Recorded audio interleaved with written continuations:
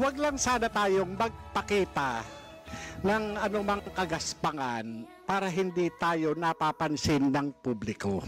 Makikita ng publiko yung hindi naaayon na kilos ng isang public official at yung mapapansin ng publiko. Wag naman sana tayong masasaktan.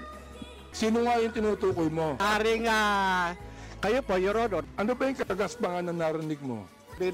bilang isang dating tauhan ng gobyerno, nagiging maingat dapat ang isang tauhan ng gobyerno habang siya ay nanunungkulan. Katulad ng pagnanakaw, pag-aabuso sa tungkulin, pagmamalabis. Yan po yung isa sa mga dapat na tinitingnan natin. At kung tayo man ay tauhan ng gobyerno, dapat ginagampanan natin ng buong husay, buong giting, tulad ng mga alagad ng batas na handang ialay ang sarili niyang buhay para lamang doon sa sinumpaang tungkulin.